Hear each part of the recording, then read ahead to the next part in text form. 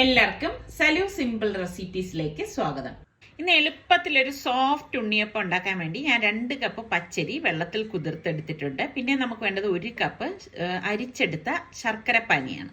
അപ്പൊ കുതിർത്ത പച്ചരി നമുക്ക് മിക്സിയുടെ ജാറിലേക്ക് ഇട്ട് കൊടുക്കാം. ഇതോടൊപ്പം തന്നെ ഒരു 5-6 ഏലക്കായും കൂടി ഇട്ട് കൊടുക്കണം. ഏലക്കായുടെ മണം എനിക്ക് ഭയങ്കര ഇഷ്ടമാണ് കേട്ടോ. പിന്നെ നമ്മുടെ ഈ ശർക്കര പാനി ഇതുപോലെ ഒഴിച്ച ശേഷം നമുക്കിനി ഇതിപ്പം ഒന്ന് അരച്ചെടുക്കണം. ഞാനാണെങ്കിൽ ശർക്കര പാനി കാച്ചി എപ്പോഴും ഫ്രിഡ്ജിൽ സൂക്ഷിക്കും. ആവശ്യത്തിന് എടുത്ത് ജസ്റ്റ് ഒന്ന് ചൂടാക്കി എടുക്കത്തേ ഉള്ളൂ. അരിച്ച് വേണം എടുക്കാൻ എപ്പോഴും, അതിൽ അഴുക്കുണ്ടാവും കേട്ടോ.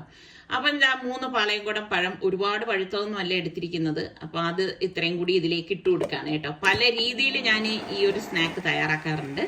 അപ്പൊ അതും കൂടി ചേർത്തിട്ട് ഒന്ന് നല്ലതുപോലെ അടിച്ചെടുത്ത ശേഷം വീണ്ടും നമുക്കിതിലേക്ക് അടപ്പ് തുറന്നിട്ട് മൈദ മാവ് 1 ടീസ്പൂൺ ഇട്ട് കൊടുക്കാം. 1 ടീസ്പൂൺ മാത്രം ഇട്ട് കൊടുത്താൽ മതി, ഓവറായിട്ട് ഇട്ട് കൊടുക്കരുത്, എങ്കിൽ ശരിയാവത്തില്ല. അത് ചേർത്തൊന്ന് അടിച്ചെടുക്കണം. അപ്പൊ നമ്മുടെ ബാറ്റർ റെഡി ആയിട്ടുണ്ട്. എന്താണ് സംഭവം എന്ന് മനസ്സിലായല്ലോ അല്ലേ? ഉണ്ണിയപ്പമാണ് ഉണ്ടാക്കുന്നത്. അപ്പൊ ഞാൻ ആ മാവ് ഒരു ബൗളിലേക്ക് ഒഴിച്ചു കൊടുത്ത ശേഷം നമുക്ക് ഇതുപോലെ ഒന്ന് ഇളക്കി കൊടുക്കണം. അപ്പൊ ഇത് ഭയങ്കര കട്ടിയായിട്ട് തോന്നുകയാണെങ്കിൽ നമുക്ക് ശർക്കര പാനി ഒഴിച്ച് ഇതൊന്ന് ലൂസാക്കാം. ഞാൻ ആ 1 കപ്പ് എടുത്തത് ഫുള്ളായിട്ട് ഒഴിച്ചിട്ടില്ലായിരുന്നു. അപ്പൊ ബാക്കി ശർക്കര പാനി ഇതിലേക്ക് ഒഴിച്ചിട്ട് ഒന്ന് ഇളക്കിയെടുക്കണം കേട്ടോ. ഇളക്കിയെടുത്ത് ഞാനിപ്പോ ഒരു വിസ്ക് കൊണ്ടാണ് ഇതൊന്ന് ഇളക്കിയെടുക്കുന്നത്. അപ്പൊ ഇനിയിപ്പോ ഇതൊന്ന് അടച്ചൊന്ന് മാറ്റി വെക്കണം. അപ്പൊ ഞാൻ ഒരു ചെറിയ ഉരുളി എടുത്തിട്ടുണ്ട്. ഇതിലേക്ക് നമുക്ക് കുറച്ച് നെയ്യ് ഇതുപോലെ ഒന്ന് ഒഴിച്ചു കൊടുക്കാം. നമ്മൾ ഈ നെയ്യപ്പവും ഉണ്ണിയപ്പവും ഒക്കെ ഉണ്ടാക്കുമ്പം മെയിൻ ആയിട്ടൊരു സംഭവമാണ് കൊപ്ര അല്ലേ. ഞാൻ കൊപ്ര ഇതുപോലെ ചെറുതായിട്ട് അരിഞ്ഞത് ഇതിലേക്ക് ഇട്ടൊന്ന് മൂപ്പിച്ചു കൊടുക്കാണ്. അതൊക്കെ ഇടുമ്പോഴാണ് ഇത് കഴിക്കാനും നല്ല ടേസ്റ്റ് ഉണ്ടാവുന്നത്. നിങ്ങൾക്കൊക്കെ എങ്ങനെയാണ്? നെയ്യപ്പത്തിനോടാണോ ഇഷ്ടം, ഉണ്ണിയപ്പത്തിനോടാണോ ഇഷ്ടം? എൻ്റെ അടുത്ത് ചോദിച്ചു കഴിഞ്ഞാൽ എനിക്ക് നെയ്യപ്പം തന്നെയാണ് ഇഷ്ടം കേട്ടോ. എന്നിട്ട് നമുക്ക് അത് ചൂടോടുകൂടി തന്നെ ഈ ബാറ്ററിലേക്ക് ഒഴിച്ചു കൊടുക്കാം. നെയ്യും കൂടി ചേർത്ത് ഒഴിച്ചു കൊടുത്തിട്ട് ആ വിസ്ക് കൊണ്ട് തന്നെ നന്നായിട്ടൊന്ന് ഇളക്കി കൊടുക്കാം കേട്ടോ.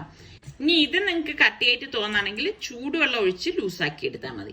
അപ്പൊ ഞാൻ ഉണ്ണിയപ്പച്ചട്ടി അടുപ്പത്തേക്ക് വെച്ച ശേഷം ഓയിൽ ഒഴിച്ചു കൊടുക്കുകയാണ്. എപ്പോഴും ഉണ്ണിയപ്പച്ചട്ടിയിൽ ഓയിൽ മുഴുവനായിട്ട് ഒഴിച്ചു കൊടുക്കരുതേ. അങ്ങനെ ഒഴിച്ചു കൊടുത്താൽ നമ്മൾ ഇതുപോലെ ബാറ്റർ ഒഴിക്കുന്ന സമയത്ത് ഓവർഫ്ലോ ചെയ്യും. അപ്പൊ ഞാൻ മാവെല്ലാം ഒഴിച്ചു കൊടുത്തിട്ടുണ്ട്. പിന്നെ ഒരു സൈഡ് റെഡി ആകുമ്പോൾ പതുക്കെ നമുക്കൊന്ന് മറച്ചിട്ട് കൊടുക്കാം. പിന്നെ ഈ ഒരു ഉണ്ണിയപ്പം പഴം ചേർന്നത് കൊണ്ട് തന്നെ അധികം ഇരിക്കത്തില്ല, കേടായി പോവും. അത് പ്രത്യേകം ശ്രദ്ധിച്ചേക്കണം കേട്ടോ.